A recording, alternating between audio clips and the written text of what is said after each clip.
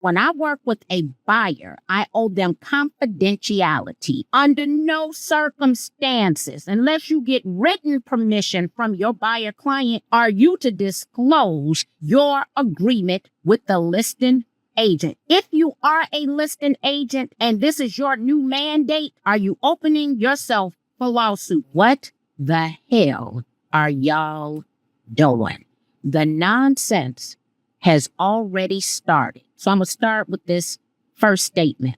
A buyer's agent has a fiduciary responsibility to their client unless your state licensing rules and regulations dictate something different based on the structure in your state.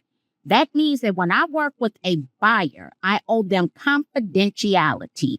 When I sign a executed buyer representation agreement, I have to provide my buyer client with confidentiality. Now, my understanding is listing agents are out here asking to see a confidential agreement. If you are a buyer's agent, I need you to consult with your licensing rules and regulations and your broker. Under no circumstances, unless you get written permission from your buyer client, are you to disclose your agreement with the listing agent. That's none of their business. Their responsibility is not to manage the buyer's agent. That's first and foremost. The second thing, if you are a listing agent and this is your new mandate, are you opening yourself for lawsuit? Because be clear, at the moment that you ask one agent for that form, that means you have to ask every agent for that form, or else you can be viewed as discriminating, okay? And so I know, and let me tell you, it feels very much like the foreclosure short sale market when everybody started coming up with these new rules and regulations. No, the rules then were in writing. But if you say but, we got a problem already. There's no buts, okay? So every buyer agent, I need you to understand confidentiality. You have the same responsibilities to that buyer as that listing agent has to that seller. And I have never, ever in 25 years of practice in real estate as a loan originator and as a licensed broker and licensed managing broker, ever as a buyer's agent had a seller to disclose their listing agreement to me. Ever.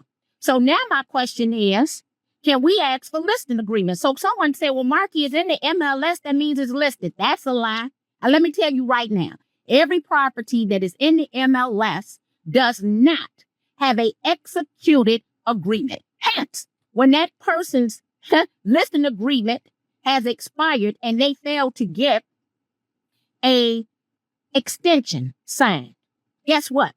That ain't legal. That's against the MLS rules and regulations. Or better yet, the married couple, the wife is estranged. The husband signs the listing agreement. You don't even know nothing about the estranged wife. You don't find out until they pull title. And that good property is on the MLS. Okay? Guess what? Somebody signed it, but did all the legal parties and their representative sign it? So every listing in the MLS does not have a properly executed listing agreement signed. I need you to understand this. So now can I come and ask to see your listing agreement? So then I can see what your compensation is so that I can negotiate with you in a different way. You cannot treat buyers and their agents any type of way.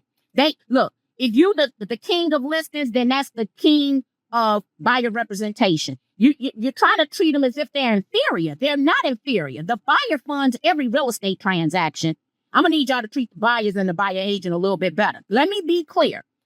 Buyers fund the deal for everybody. And cooperation doesn't equal compensation. And you can be the most fabulous real estate agent, whether you're the listing agent or the buyer's agent. And if that deal don't fund because that buyer's ensuring that it gets funded, you will be an uncompensated agent. Don't start coming up with these new rules and regulations. And don't do nothing unless your broker tells you to do it. Whoever you hold your license with, it's time for you to hold them accountable. Hold them accountable to manage you through this process.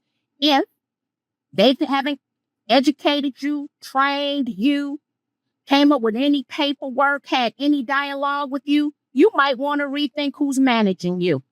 Because things are just starting, honey. We not, look, the door ain't even open to the process, and people are already starting with new nonsense. So it's been bothering me because my boys been, I follow a few people, got some friends, and we have a lot of sidebar conversations. And I'm just seeing some new nonsense. Stop it. Stop it and think your steps through and go back to what are the licensing rules in your state. Because at the end of the day, every last state has a different set of licensing rules and regulations.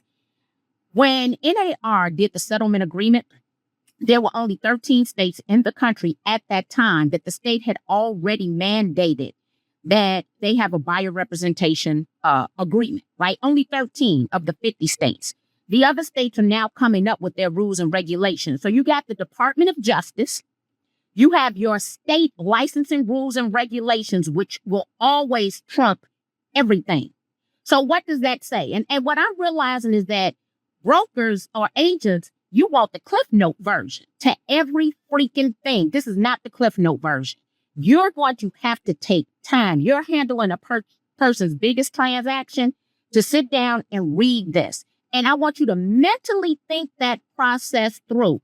From fair housing, are you going to do the same thing for everyone? So when you ask that one agent, because you had a bad transaction with them 10 years ago, to see their buyer agreement, guess what?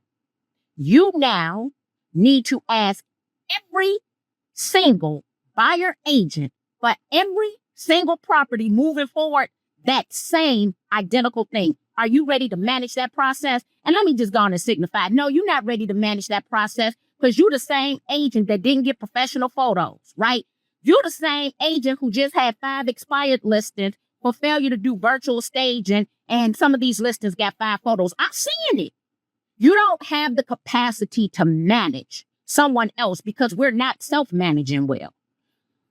All right, I'm gonna come up off that soapbox. Yeah, I'm not gonna give you, the technical part of it, but I just want us to have, think it through. Just simple, think it through. What does that mean for me? So let me be clear.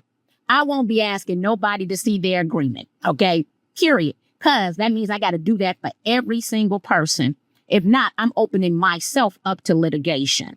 And at this point, we are in a litigious society. We're going to have more lawsuits. I want you to know right now, we're going to have more lawsuits because this is your license, because you are 1099 and an independent contractor, at least 90 some odd % of us are.